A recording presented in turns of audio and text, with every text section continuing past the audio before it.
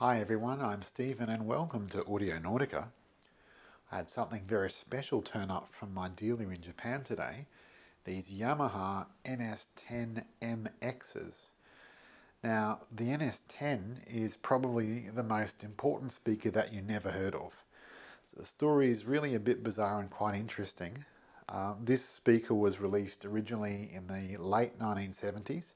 It was intended by Yamaha to be a home speaker and it flopped dismally. And the reason it flopped is because it sounds terrible. But it became very popular as a near-field monitor in recording studios. And so it became legendary in that sense. So why did I buy a speaker that sounds terrible? Well, because these are going to be my near-field monitors for my computer. I've just been using my MacBook Pro mostly and just the inbuilt speakers, so I don't have any computer speakers. And I could have gone out and bought some powered speakers, but where's the fun in that? I mean, that'd be boring.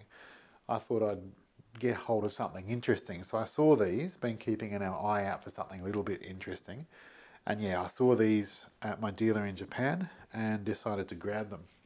So I figure that because I'm basically just using them as computer speakers, you know, I don't need them to sound magnificent, but yeah, hopefully they'll be able to do what I want them to do. But yeah, the reason why they became so popular as monitoring speakers is like the original ones, like the 10M, they had basically no bass response at all, so they cut off at about 80 Hertz. The later models, I think they were released in about 1985, they had improved bass response that would go down to 60. And this one here, the MX, this is the final version, which was released in 1993. And its specs are the same as the mid-80s model, so bass still goes down to 60 Hertz, but it's magnetically shielded. There was a later model, the MT, but I'll tell you why that doesn't count in just a second. So yeah, the reason why these were so popular in recording studios is because they are very, very revealing. They are very, very accurate. So this, the famous white cone on the woofer is very, very stiff. The material is stiff. It's apparently some sort of a paper, but it's very, very stiff. The enclosure is not ported. So that means that there's a lot of resistance to the movement of this. So what that means is when the signal stops, the driver tends to stop as well. So the driver, the cone, will track very, very closely the waveform that is coming in to the speaker. So that's the reason why it's very accurate. And also because it doesn't have a huge amount of bass response, it kind of forces the recording engineer to focus on the things that really matter in a recording. So the saying also goes that if a mix sounds good on a pair of Yamaha NS-10Ms, then it'll sound good on anything. So that's what the recording engineer sort of like tries to aim to do. So what I'm going to do now is just have a bit of a look inside of one of these, because that's what we want to do, of course, isn't it?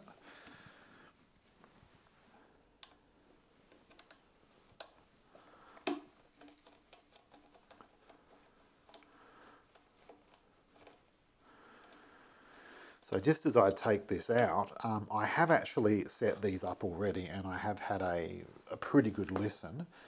I won't be using these to listen to music apart from, you know, whatever I casually happen to be listening to on my computer. But I use my proper hi-fi system to listen to music. I won't be using these for that. So I think these will be fine. But just for the purposes of testing them, I have listened to some music. And I can certainly understand what it is that people say about these. People talk about ear fatigue. Yep, can understand that entirely. They talk about these as being a very harsh sort of a speaker, and yes, they are very, very harsh. They actually have kind of like a bit of a peak around sort of 1 to 2K, which is again the kind of frequency range that really, really matters for getting a recording mix right. So I would not describe these as a pleasurable kind of speaker to listen to for music listening pleasure. This ain't it. But to tell you a lot of what's going on in your mix or your recording, yeah, I can understand why a recording engineer might want to use a pair of these and why they were so popular for that. So I found that if there was any kind of harshness in the recording, especially like in the treble, like vocal S's or T's, for example, if they were a bit harsh in the mix, then in these it sounds like someone sticking a needle into your ear. Not nice to listen to at all. So yeah, again, I can see that being really, really revealing for just tweaking the mix. Right, so we've got this loose. Let's see what we can see, being very, very careful. Okay.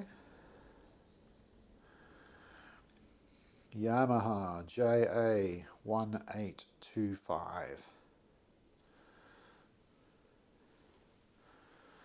Lots of fairy stuff on the inside.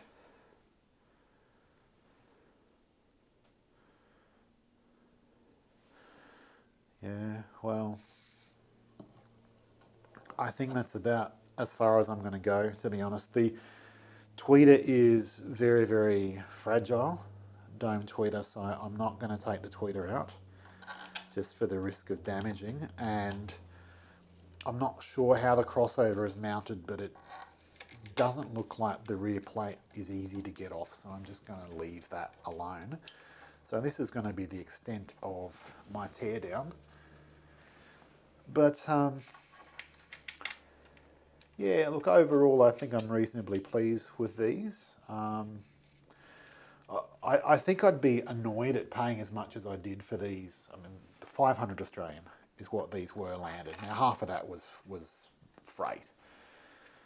So yeah, they were 250 Australian plus 250 freight. So 500, I'm sure that I could probably buy much nicer sounding speakers for $500. But for the sake of something that is a legendary speaker that is kind of interesting and will meet my needs, I'm reasonably happy with these. I think they're going to do what I want them to do.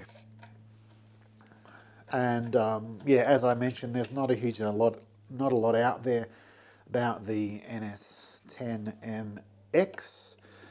The MT, as I mentioned, was the very last model. It had a port in it, which would completely ruin everything that these speakers are all about.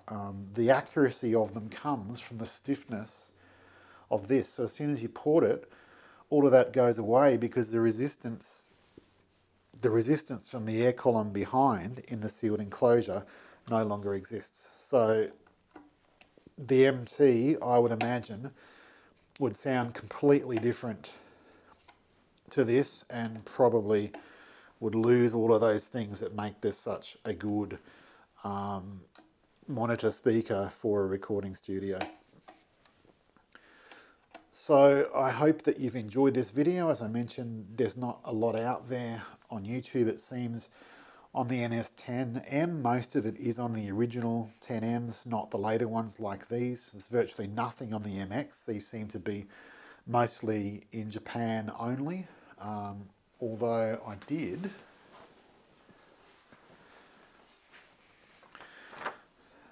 there is a sheet for them on Yamaha USA's website that I downloaded, so that was something. But yeah, there's not very much about the MXs out there. So I hope you enjoyed this video. If you did, please subscribe to my channel. You can support my work at Patreon, patreon.com/audionautica. You could also check out my other channel, Watch Out, which is about watchmaking. Do subscribe, like and share, and I really look forward to seeing you on the next video. Bye for now.